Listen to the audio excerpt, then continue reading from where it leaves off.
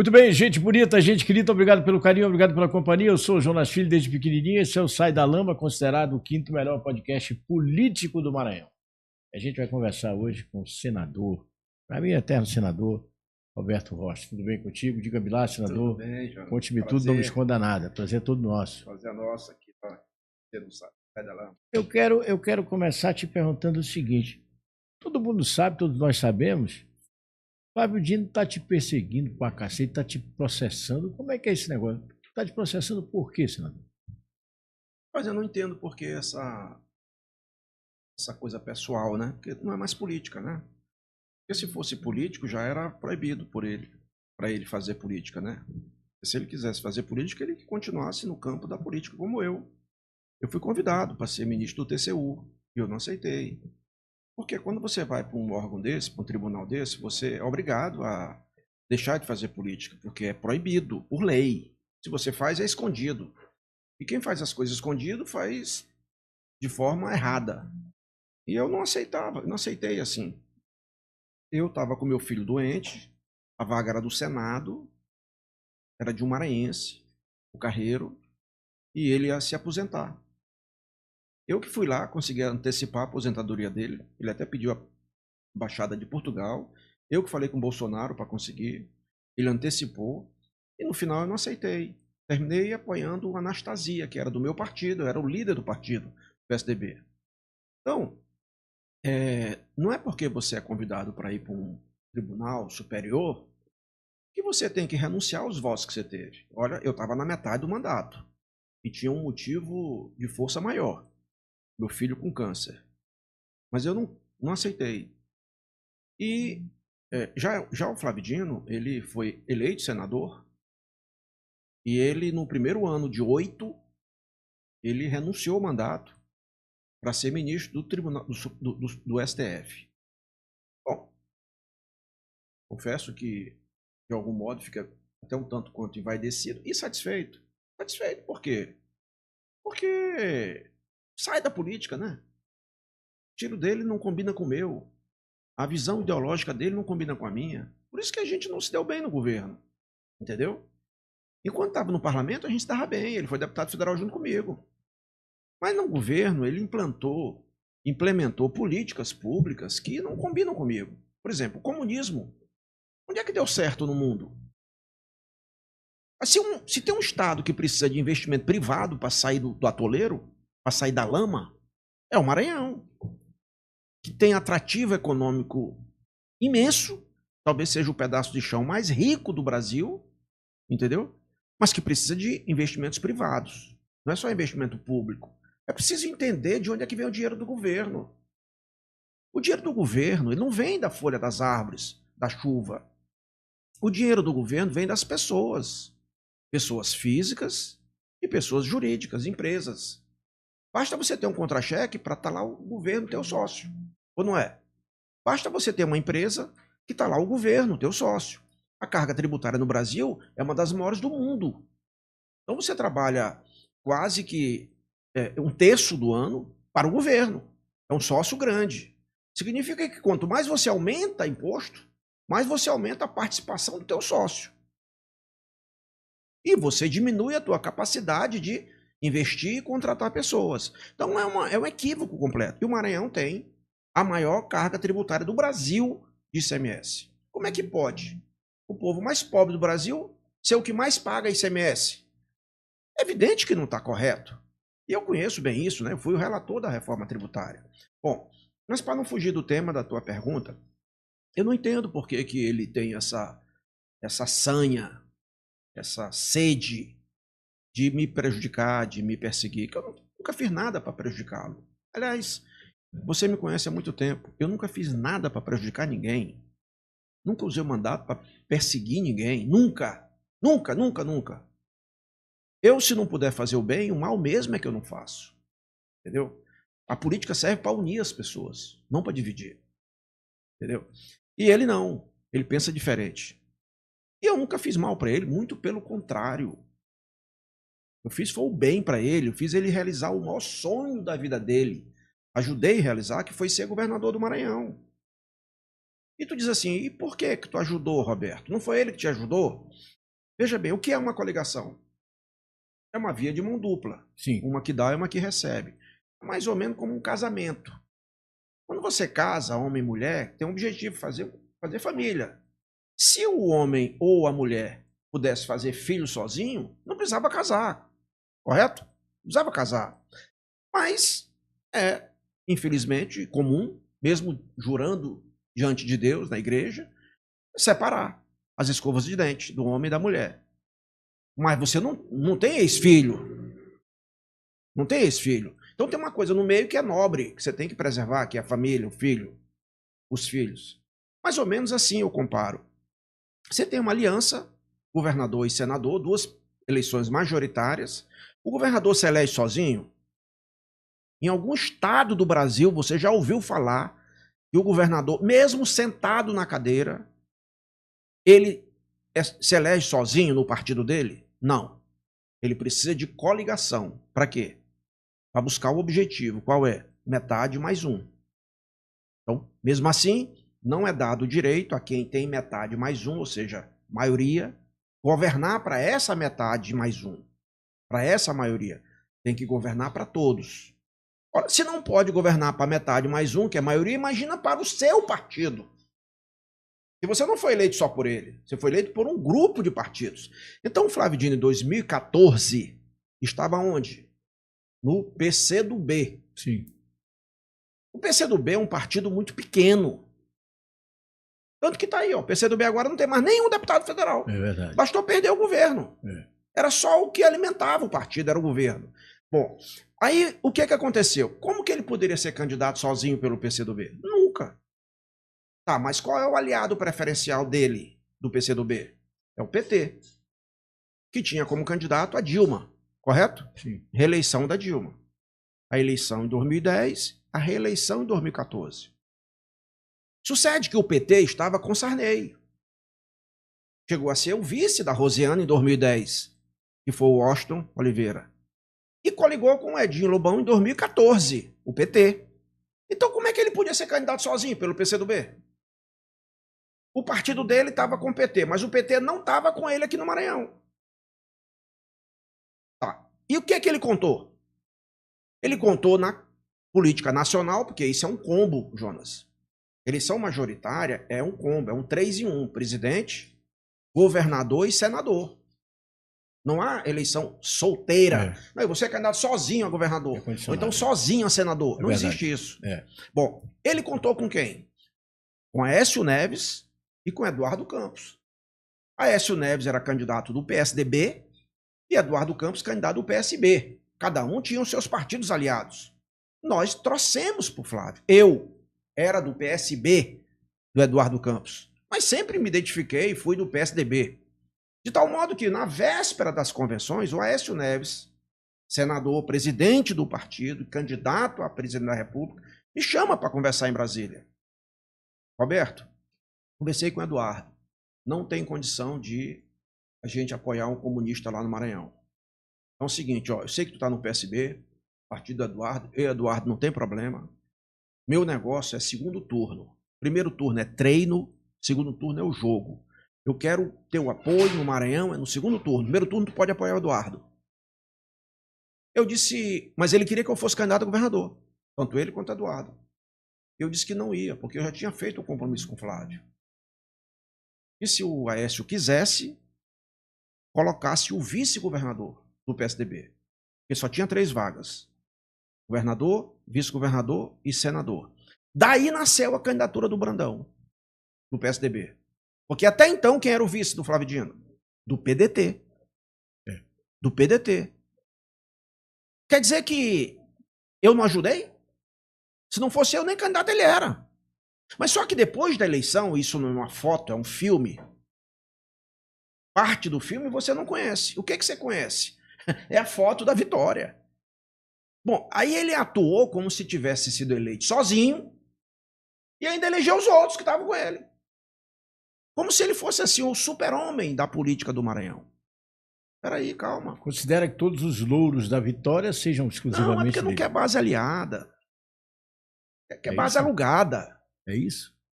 não quer aliado, gente. Quem que não conhece comunista? Comunista não quer cuidar das pessoas. Comunista quer controlar as pessoas. Como ele não consegue me controlar, tem muita raiva. Ele tem que controlar. E por que não consegue me controlar? Porque eu não tenho rabo de palha. Eu pulo qualquer fogueira. Não há um cristão nesse estado ou nesse país que aponte o dedo para o senador Roberto Rocha que tem feito alguma coisa errada com o dinheiro público. Nada. Nada. Aí agora ele tenta me tirar da disputa. Tenta cercear o direito do povo de escolher o seu senador. Por quê? Porque ele quer que continue senadores do jeito que está hoje. E ele está se fundamentando em quê? Isso foi uma denúncia que eu fiz na tribuna do Senado por uso irregular de emendas secretas no orçamento que ele estava fazendo em 2022. Sim. Entendeu? Sim. Emenda ao orçamento secreto usadas pelo senador Everton, candidato a governador. E ele tinha como procurador da República que investigava isso, um amigo dele, cuja esposa era secretária dele, do Flávio. Então ele terminou que eu fiz essa denúncia na tribuna do Senado. Mas uma denúncia política. Política. Bom, o que ele fez? Ele entrou com uma ação contra mim, uma queixa-crime, a quinta queixa-crime dele. Eu já tinha ganho 4. Aí caiu para a ministra Carmen Lúcia. A Carmen Lúcia ouviu o Ministério Público Federal e disse o quê? Não, imunidade parlamentar prevista no artigo 53 da Constituição Federal. O senador é imune por suas palavras, opiniões e votos. Eu falei na tribuna, repito. Ela pegou e votou pelo arquivamento. Flávio Dino, então, chega no Supremo agora, recente, pede para o amigo dele, Alexandre de Moraes, desarquivar. Aí estava parado isso, ó. O meu advogado fez um embargo, eu nem sabia disso. Fez um embargo. Quando foi na semana retrasada, saiu uma pesquisa do Paraná Pesquisa. O ano passado eles me tiravam das pesquisas, você lembra? Não botava meu nome. De repente, meu nome aparece sempre em primeiro lugar, segundo lugar, primeiro lugar, segundo lugar, depende do cenário. Vem cá, mas que mágica é essa? Bom, aí meu nome apareceu no Instituto Paraná Pesquisa, Roberto Rocha, em primeiro lugar, no cenário em que não está o governador Brandão, que não é candidato. Não é candidato. Bom, isso acendeu um alerta muito grande. Porque se no Maranhão... Acho que acendeu um alerta geral, até mesmo porque nós temos senadores aí, como o Everton, por exemplo, que está no mandato, você não está e você está na frente dele. Né? Se no Maranhão, que é o estado do Nordeste, que é o mais atrasado do Nordeste, e portanto do Brasil, está elegendo um senador da direita, como é que vai ficar até outubro? Se em março está assim, acendeu um alerta. Não foi só em relação ao Roberto, não foi só em relação ao Maranhão. Bom, passou então a ter um caça às bruxas. Caça às bruxas. Imediatamente, um jornalista de São Luís teve a casa invadida pela Polícia Federal. No dia seguinte. Deixa que ele pensa que fui eu que denunciei a placa do carro. Por quê? Porque ele mora no mesmo prédio que eu moro. A garagem dele está do lado da minha garagem. Do jornalista? Não, do Flávio. Flávio. Tanto prédio em São Luís, né? A minha mulher tinha que alugar um apartamento exatamente nesse prédio, mas também ela não sabia, coitada. Bom, aí resultado, eu me presto para isso? Como é que eu ia saber que o carro é do tribunal? Não fui eu. Tanto que está lá o telefone dele e o computador foi tomado pela polícia, basta ver. Se meu nome é menos... Pelo contrário, eu nem falo com esse jornalista. Além disso, me tomaram o PSDB. O PSDB estava comigo, porque o PSDB estava com o Brandão e com Madeira, chefe da Casa Civil. Foi feito um entendimento, veio para mim. Pois então ele usou um expediente, que eu conheço, para tomar o partido. Ora, ele tem esse processo das emendas parlamentares na mão, né? É. Aí fiquei sem partido. Bom, foi bom porque foi durante a janela que está aberta. A propósito, de quem é essa lei que criou a janela partidária? É do senador Roberto Rocha. Não há ninguém nesse estado que tenha uma produção legislativa parecida com a minha. Parecida sequer com a minha. Bom, aí, companheiro, eu tô sem partido. Até hoje. Qual é o jeito que ele encontrou de eu não ser eleito? É não ser candidato. Não ser candidato. Mas ele vai ter que engolir. Igual o Você vai Zagallo ser dizia, candidato. vou ser candidato. Como dizia o Zagallo. O Zagallo vai ter que me engolir. E o povo do Maranhão, com as graças de Deus, vai me eleger senador de novo. E eu vou chegar de volta ao Senado para levantar o Senado, que está de joelhos para o Supremo Tribunal Federal. Lá não é lugar de ficar de joelho. Quem quer ficar de joelho, se ajoelha em casa ou na igreja para ficar de joelho para Deus. Para o Supremo, lá não tem Deus. Lá não tem semideus, muito menos professor de Deus. Muito bem. Lá tem pessoas que não têm voto. Não tem legitimidade popular. Aliás, tem um que teve voto, que foi o próprio Flávio. Andou o Maranhão pedindo voto, conseguiu ter os votos para ser eleito. Estou comigo. Tá? O que ele fez com os votos dos maranhenses?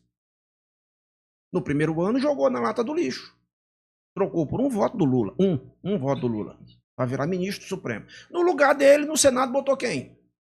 Uma pessoa que não tinha condição de ser eleita, nem vereadora, em lugar nenhum. Não tinha voto. Que ninguém sabe que está no Senado. Como é o nome disso? A gente chama isso de estelionato eleitoral. Ah, mas é com qualquer um, menos com eles, que são os intocáveis? Não. Estelionato eleitoral. Bom, foi para o Supremo Tribunal Federal, o órgão mais odiado hoje do Brasil. Ô, Jonathan, estão querendo afastar o Brandão, cara. Em pleno ano eleitoral, estão querendo afastar o governador, cara. Pelo amor de Deus, o Brandão não é meu aliado. O Brandão é meu adversário político. Ele está de um lado, eu estou do outro. Mas a gente não pode apoiar o erro. Quando a gente apoia o erro, uma hora a gente é vítima dele. Porque o errado é errado, nem que todo mundo esteja fazendo. Como o certo é certo, nem que ninguém esteja fazendo. Ponto. Então é assim, eu dei a você a resposta que você queria em relação a esse questionamento. Ontem, sexta-feira passada, votou o ministro Alexandre de Moraes nesse processo contra mim que foi reaberto. Movido por quem? Movido pelo Flávio Dino. Processo contra mim. Quando foi sexta-feira passada, o ministro Alexandre de Moraes votou. Claro, votou contra mim. Bom, aí eu esperei a ministra Carmen Lúcia votar. Porque ela já tinha votado, né? Ela tinha votado pelo arquivamento. Ou você acredita que ela voltou atrás? Ela voltou atrás. Para quê? Para atender um pedido político do Flávio. Inacreditavelmente, ela voltou atrás do voto que ela já tinha dado. Mas isso não é tudo. Ela já tinha votado? Já tinha votado desde 2022. Voltou atrás. Mas isso não é o pior. Você acredita que ontem o Flávio Dino votou? Processo que ele autor contra mim. Ele não pode votar. Por lei, ele é impedido. Pois ele votou. Claro, contra mim. Viciou o julgamento. O julgamento está nulo. Mas o que aconteceu hoje? Mudou o voto. Ele mudou o voto. Mudou o voto para impedido. Eu tenho o comprovante dos dois, né? Ou seja... E você acha que isso pode te prejudicar, Roberto? Esse tipo de ação não tem efeito eleitoral. Não tem impacto eleitoral. Agora, se eles disserem lá, tá decretado, o Roberto não pode ser candidato porque eu não quero. Pronto, vou fazer o quê? Fazer o quê, né? Então, assim, eu acho que a gente tem mais coisa para falar do que de Flávio Dino. Flávio Dino tem que procurar o que fazer, além de estar perseguindo as pessoas. Me fala qual dificuldade você acha que você poderia encontrar nessa pré-campanha. Dificuldade?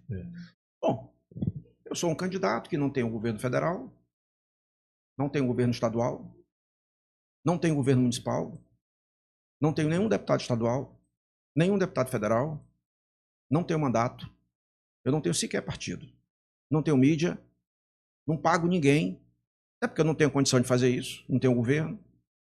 Então, eu tenho o quê? Eu tenho a boa vontade dos maranhenses, que me escolhem antes do treino começar, quanto mais o jogo, como senador da República. Ninguém pode esconder isso. Ah, Roberto, só tem um povo. Vem cá aí, o que precisa mais? Bom, isso não é uma corrida de largada. Isso é uma corrida de chegada. Só que candidato de oposição cresce durante a campanha. E nós temos uma eleição de 2 vagas. Assim como a eleição de 2 turnos, o primeiro turno vale mais a aprovação. O segundo turno vale mais a rejeição, a reprovação. É uma coisa, senador. A primeira vaga é mais de aprovação. Então você sai e diz assim, vou votar em quem? Pai, vou votar no Roberto. Esse cara tem coragem. Esse cara quer levantar o Senado dessa tirania que está aí. Aí o segundo voto. Aí tem uma penca de candidato. Aí tu vai escolher o menos rejeitado. Mas isso é lógico. Então quem é que tem entre todos a menor rejeição? O Roberto Rocha. Qual é o único candidato que tem coragem de falar o que eu estou falando aqui? Pode entrevistar todos. Não me é agradável, confortável, estar falando de A, B. Olha o tempo que a gente está perdendo aqui, ó. Olha o tempo que está perdendo aqui. Podendo estar falando de quê? Do Maranhão e do Brasil. Está falando de quê? Olha do que nós estamos falando. Flávio Dino. E fala do Maranhão. O Maranhão é um estado gigantesco. É um gigante adormecido. É um estado riquíssimo. Não é pobre. O Maranhão é pobre de espírito público. A maior pobreza do Maranhão é essa. O Maranhão é o contrário, é um estado muito rico, porém injusto e desigual e com muitos pobres. Mas o que justifica a tamanha pobreza se tem uma classe política fortíssima? O Maranhão tem 18 deputados federais, o Piauí tem 10, o Pará tem 17. O senador tem todos o mesmo tanto. E o Maranhão tem uma riqueza natural extraordinária. Você tem ideia dos 6 biomas brasileiros, o Maranhão tem 3. O Maranhão está numa área de transição entre o semiárido e o semiúmido. Não tem problema de falta do Nordeste, que é água, e nem de excesso do Norte, que é água. Portanto, é um ativo econômico com enorme atrativo.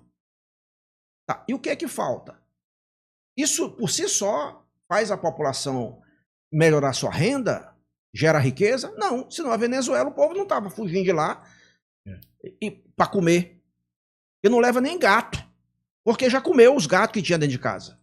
A Venezuela tem a maior reserva de petróleo do mundo.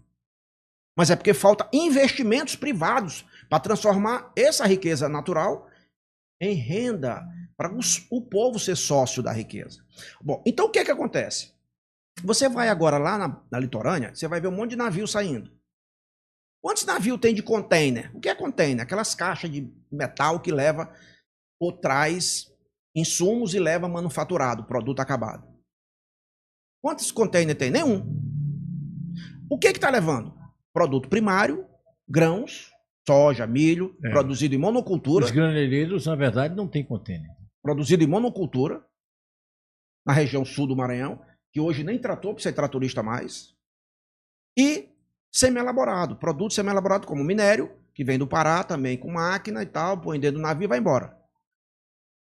E alumínio e alumina. A matéria-prima do alumínio é energia. 70% da matéria-prima do alumínio é energia. Você conhece alguma fábrica de prego no Maranhão? Não. Você conhece alguma fábrica de ração? Não. Você conhece alguma fábrica de panela ou de pinico? Não. Esse é o Maranhão. Então, o povo maranhense não é sócio da própria riqueza. A riqueza é medida pelo PIB, Produto Interno Bruto. O PIB do Maranhão, PIB absoluto, é alto. Porém, quando divide pela população, é o pior do Brasil. É o PIB per capita, a renda per capita. O cidadão, nem aquele que mora ao lado do porto, no Anjo da Guarda, não tem impacto na vida dele. Ou seja, a economia do porto não interage com a economia nem sequer da cidade de São Luís. Eu posso dar a você um exemplo muito claro disso. Se você vier pela BR-135 para São Luís, você vai dobrar ali e vai entrar no ramal que vai até o Porto de Itaqui, correto? Se vier de Caxias, você diz. Na BR-135, entrando em São Luís. dobra, Sim. vai para o Porto do Itaqui, né? Sim. Tudo duplicado, né? Vila Maranhão tem lá um dos maiores postos de combustível do Brasil. Foi feito aquilo por quê? Motivação política, social? Não, motivação econômica, necessidade econômica, a demanda, o fluxo. Ok. E do Porto do Itaqui para o eixo Itaquibacanga? Ali, para o Anjo da Guarda, etc. Não tem duplicação. Okay. Só tem a duplicação da Avenida dos Portugueses até o Anjo da Guarda. Aqueles 1,5, 2 quilômetros, não é duplicado. Por quê? Porque não tem demanda, não tem fluxo. É uma prova cabal de que o Porto do Itaqui não interage com a economia da cidade de São Luís, senão também já estava duplicado. Tá? A gente fala isso há quanto tempo? Mais de 20 anos. Eu luto para abrir as portas do Maranhão para o comércio exterior. A única forma de nós termos indústria aqui, a única forma de termos indústria aqui é para o mercado externo. Não há hipótese de São Luís ter uma indústria para o mercado interno, porque nós estamos muito distante do mercado consumidor e a nossa logística não compara com a logística da região centro-sul. Mas isso é óbvio. Isso é óbvio, é ululante. Bom, a gente é condenado a ser pobre pro resto da vida? Não. A gente tem que abrir as portas do Maranhão para o mundo. O que significa isso? Criar uma válvula de retenção, um mecanismo para agregar valor ao produto aqui. E não exportar o produto primário, a commodity, não. O prego vai ser feito lá na China. O alumínio, a panela. Não pode. Não pode. Não fica nem ICMS, porque tem a Lei Candir. Nada, não fica nada. O que é isso? ZPE. Zona de Processamento e Exportação, que a gente chama de ZEMA. E quanto tempo que eu falo disso? Tem mais de 20 anos. O Brasil hoje tem um novo marco legal, uma nova lei que trata de ZPE. De quem é essa lei? É do Roberto Rocha. Só tinha uma funcionando no Brasil. Uma. Fortaleza. Fortaleza está virando o Vale do Silício do Brasil. Fortaleza, por causa da ZPE. Só a ZPE dobrou o PIB do Ceará. Fortaleza já ultrapassou Salvador. Bom, mas depois da minha lei, foi feita uma em Parnaíba, no Piauí. Está lá. Alavancando o estado do Piauí. Agora aprovou uma em Belém, na região metropolitana. Mas tem espalhado pelo Brasil várias já. Tem Cárceres, tem Espírito Santo, tudo com a nova lei. ZPE, para exportação. Vem cá, e cadê a de São Luís? Belém tem. Fortaleza tem. Parnaíba tem. Por que não é Teresina? É porque Teresina está no meio do mapa do Piauí. Diferente de São Luís. Então, Parnaíba está lá. E agora tem Belém. E São Luís? Aqui ninguém explora a riqueza do Maranhão. Aqui só há uma exploração. É a exploração política da pobreza. Não há exploração econômica da riqueza. Por isso que o povo é pobre, Jonas. Você falou na duplicação aí, Roberto. A gente hoje tem conhecimento de que a obra da litorânea são 5, 7 quilômetros a 50 milhões de reais cada quilômetro. É isso mesmo? Bom, eu não sei, porque eu não sei os números dessa obra. Não estou no mandato, não estou acompanhando, eu sei que é recurso federal, mas é um volume significativo de recursos. Embora que a gente sabe que essa não é uma obra simples. Essa obra foi iniciada pelo meu pai, há mais de 40 anos. Meu pai que idealizou, e projetou, e que iniciou a execução. São 22 quilômetros de avenida. Não é do governo. Sucessão de governos. Já era para estar pronta há muitos anos. Mas o Maranhão não tem governo que possa dar sequência às obras do anterior. É uma lástima. Entendeu? E por que, por acaso, o pedido que o Maranhão fez, através do Brandão e do Sarney ao Lula, por que teve que ser pela litorânea? Sabe por quê? Porque o Maranhão não tem um projeto sequer. Projeto? Como é que vai ter a obra de infraestrutura se não tiver os projetos? Nunca vai ter obra de infraestrutura se não tiver os projetos, rapaz. A litorânea tem. Foi meu pai que fez, tem mais de 40 anos. Por isso é que toda vez que reinicia, vem alguém e embarga, o Ministério Público e tal. E em seguida, desembarga. Por quê? Porque o alvará é dos anos 80. Se não fosse Luiz Rocha, jamais São Luís teria uma avenida litorânea. Jamais. Por quê? Por causa da lei ambiental atual. Ele foi governador antes da Constituinte. A lei era uma. E a lei depois da Constituinte é outra completamente diferente. Então, Não é por vontade política ou por falta de dinheiro, não. É por questão objetiva, legal, ambiental. Então, veja, por que vai ser feita agora a licitação da duplicação de Caxias para Teresina, para Timon? Uma estrada que mais mata a gente no Maranhão, mais de 100 maranhenses por ano. Aquele trecho ali, né, Roberto? Pois é, o trecho que mais mata a gente no Maranhão. Por que vai fazer a licitação agora? Que o ministro teve recentemente lá e anunciou. Porque o senador Roberto Rocha fez os projetos. Emenda individual do Roberto Rocha. Senão ninguém podia nem tratar do assunto. E, além da duplicação, vai ter uma avenida contornando Caxias. Eu incluí. Vai entrar por Caxias. Antes de chegar em Caxias, ali na cervejaria, faz uma avenida contornando, porque você gera possibilidade de outros empreendimentos. Você vai crescer a cidade para outra região. A mesma coisa está sendo feito lá de Imperatriz para Sailândia. Com a chegada da Suzano, as carretas estão lá engarrafando. É 2 horas de Imperatriz para Sailândia, 60 quilômetros. Uma ambulância com paciente morre. Morre. E aí, qual é a solução? Duplicar. Tá, mas e aí? Se o Lula chegar, tá aqui, ó, 500 milhões, não tem condição de fazer porque não tem um projeto. Pronto. Ah, mas tem. Agora tem. Por quê? O Roberto Rocha fez. O de Imperatriz, a Sailândia também. Vem cá, você veio de Caxias de carro? Vim de carro. Você viu a estrada que está sendo feita de Cachucha para Miranda, de concreto? Sim. Por que está sendo feito? Bonito. Aquilo é lindo. Por que está sendo feito pela primeira vez na história do Maranhão?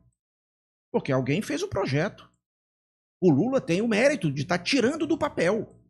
Mas vem cá, quem é que tira do papel o que não está no papel?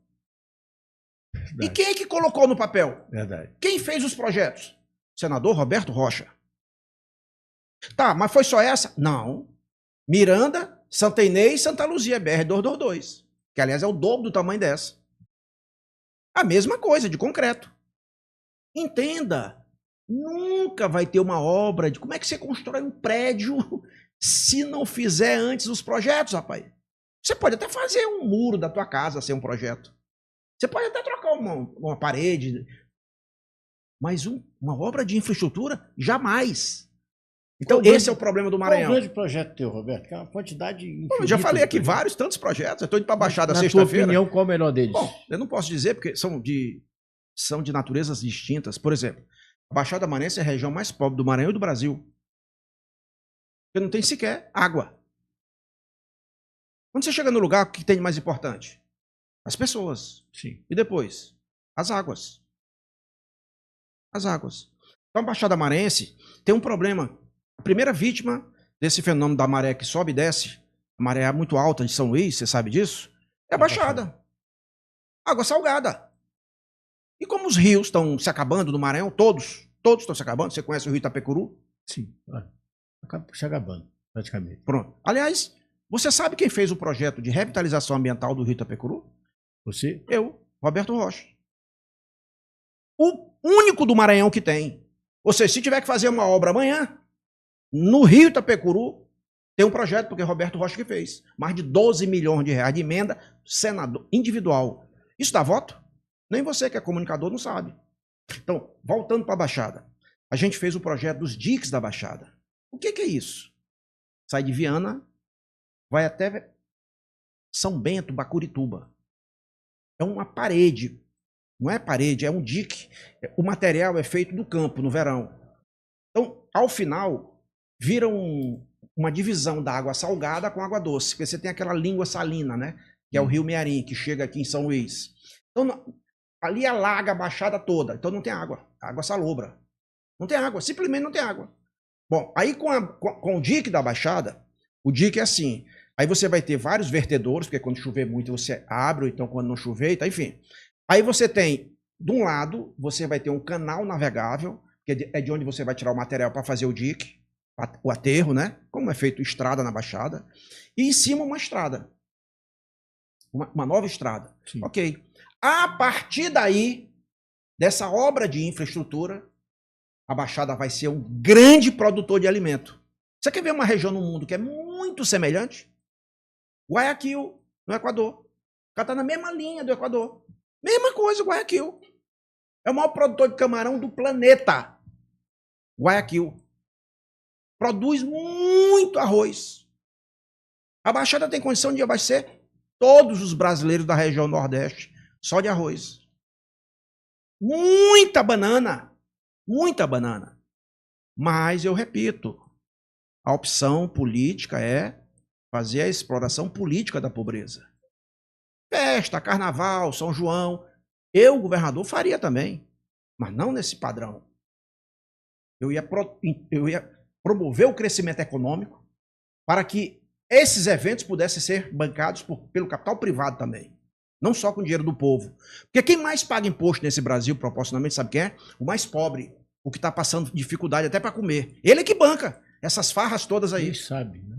Hein? Na maioria das vezes nem sabe que está bancando. Não, não sabe, coitado. Por quê? Porque o imposto que ele paga, o pobre, é o imposto indireto. É aquele que não tem carnê, que não é declarado. E vem embutido. Tipo assim, ó. Energia, o ICMS, ISS, quando você vai no lugar, ICMS, ISS, IPI, PIS, COFINS. Você não sabe. O que você declara? Imposto de renda, IPVU, IPTU, IPVA. Aí o pobre diz, não, eu não pago imposto. Você não paga esses, coitado.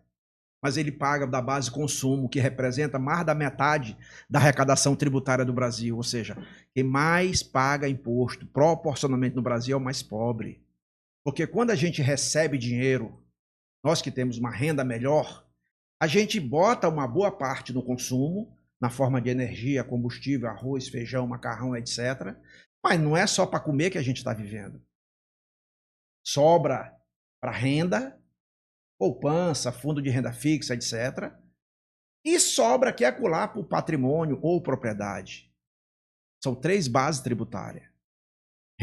Consumo, renda e patrimônio ou propriedade. Aí você, a propriedade é um carro, uma fazenda, um avião, um helicóptero, o que for. Ok, mas o pobre não. O cara do Bolsa Família, a pessoa do Bolsa Família, ou então o desempregado, ou então um salário mínimo, mal dá para comer o que ele recebe. Ele não tem como esconder o imposto, não tem como. Ele chega lá no comércio como bujão de gás, quanto é? R$120. Não tem como, ele já está pagando o imposto lá de cima. Roberto, com tantos projetos, existe algum projeto que você gostaria de fazer que não tenha feito ainda? Eu não posso fazer projeto, porque parlamentar não executa a obra. Sim. Entendeu? Olha a gravidade do que a gente falou no início da entrevista aqui. Sim. A gente falou de um processo que está no Supremo, por conta de um discurso feito por um parlamentar na tribuna. Ora, se o parlamentar ele não pode executar, que isso compete ao executivo, ele não pode fazer, pois ele pode correr risco de não poder falar. Então isso é um atentado à democracia. Porque não é só para o Roberto. Isso é para todos. Se vale para mais, para o Senado, vai valer para deputado federal, estadual e vereador. Você já pensou a gravidade disso? Você ser vereador ou deputado e medir as palavras com medo de você ser processado na tribuna. Vem cá, por que existe o Instituto da Imunidade Parlamentar? Para quê? Para proteger o parlamentar de discursos mais ásperos, de discursos mais fortes. Porque se fosse só discurso água com açúcar, convenhamos, não precisava ter imunidade parlamentar. Então isso é da democracia. Quem é que contesta isso? Quem não é democrático. Quem só fala em democracia quando quer, quando é conveniente. Então, companheiro, voltando aqui ao que eu gosto mais de fazer e falar. É projetos para o Maranhão. A gente tem diversos, em todas as áreas. A Lagoa da Jância está bem aqui, ó. Nós gastamos mais de 12 milhões de reais só de projetos para a revitalização ambiental da lagoa. Aquilo não é uma lagoa, é uma laguna, porque a água entra e sai do mar. Mas lá tem as comportas, não funcionavam. E como é que a água entrava aqui e acolá? Por causa da maré. Maré de lua entrava, batia, entrava. Aí nós fizemos o quê? Todo o projeto de revitalização ambiental. Todo! Isso demorou 10 anos, companheiro. O projeto demora. É muito caro e não dá voto. É por isso que o político do Maranhão não faz. Pega 10 milhões e vai comprar de cesta básica, rapaz. Vai fazer restaurante popular. Vai tapar rua.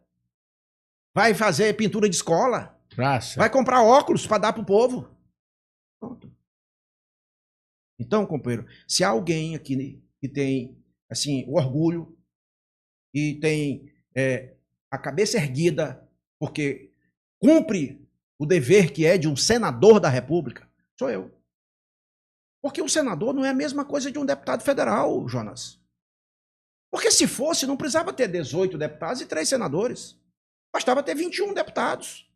Eu fui deputado federal 3 mandatos. Eu tinha uma atuação. Eu senador 8 anos, outra atuação. Como deputado, eu não tinha nenhum projeto desses. Não dava tempo, O mandato é de 4 anos. E na realidade são 3, porque o quarto já é a eleição. E quando você assume, o orçamento é para o ano seguinte. E no meio tem uma eleição municipal. Não tem tempo. Então o deputado, o voto é proporcional. Ou seja, ele representa o município. Às vezes o povoado. Então ele é demandado por coisas municipais. Já o senador é majoritário. É como o governador. Ele não pode só pensar no miúdo, no varejo. Ele tem que pensar no atacado, no graúdo. Entendeu? É por isso que eu faço projetos.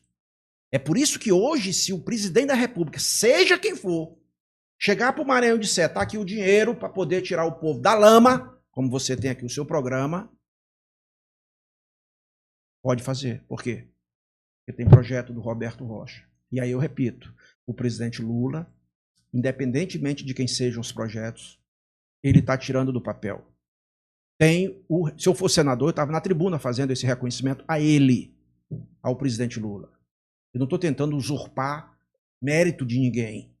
Tem gente que quer aparecer na foto dessas obras. Eu acho normal. Mas querer me tirar da foto?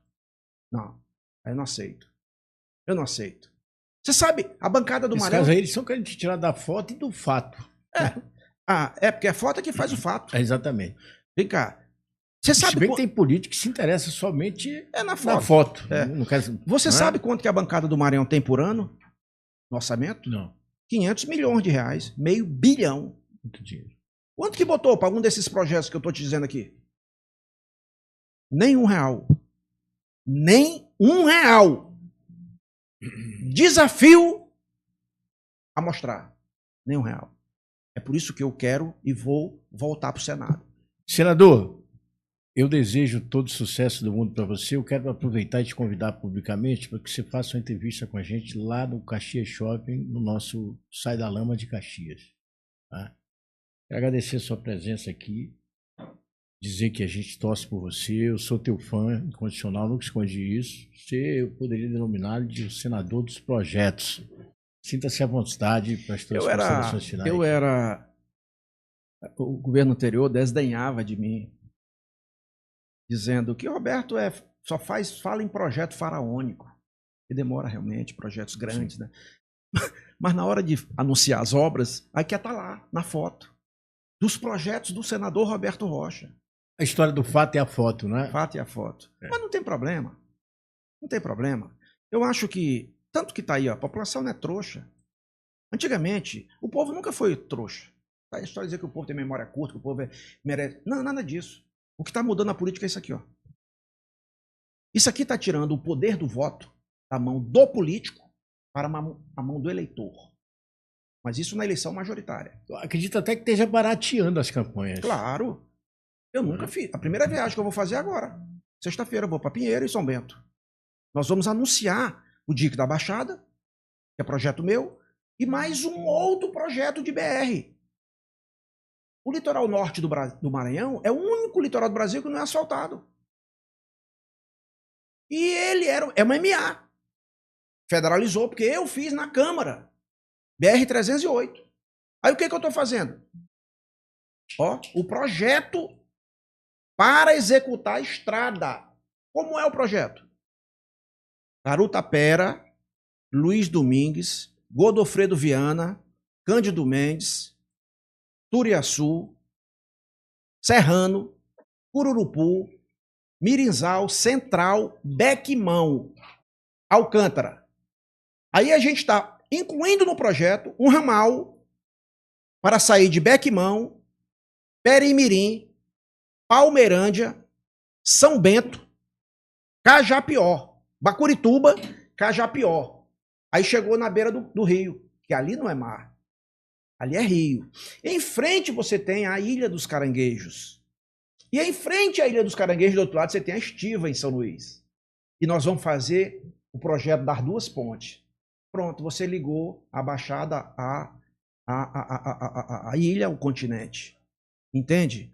Você não está vendo o Brandão fazendo uma estrada de Najatuba até lá em São João São João Batista? Sim. Que não vai até São João Batista, vai até o Rio.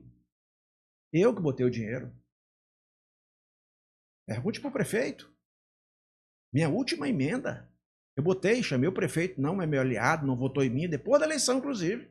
E botei o dinheiro para fazer a estrada. Ela tem 15 quilômetros, eu botei dinheiro para fazer 10. Até o povoado Teso, maior produtor de mel do Brasil.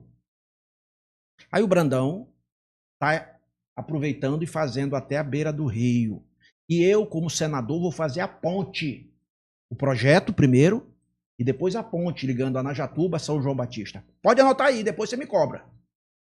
Vou fazer a ponte, ligando São João Batista a Najatuba.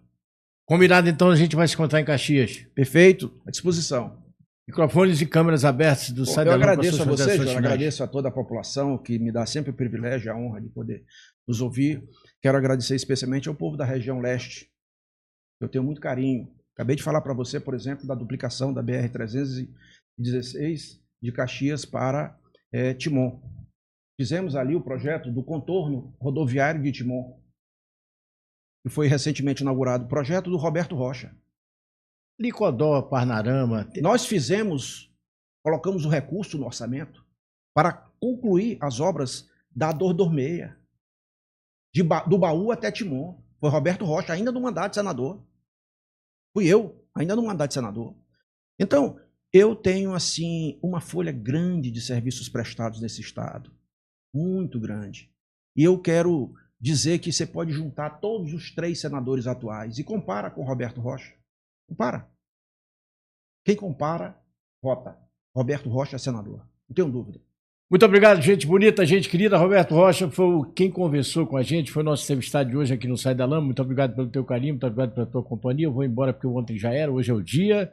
E o amanhã poderá não mais chegar. Um beijo no coração de cada um de vocês. Bye, bye, Nordeste do meu Brasil, no fundo do meu coração.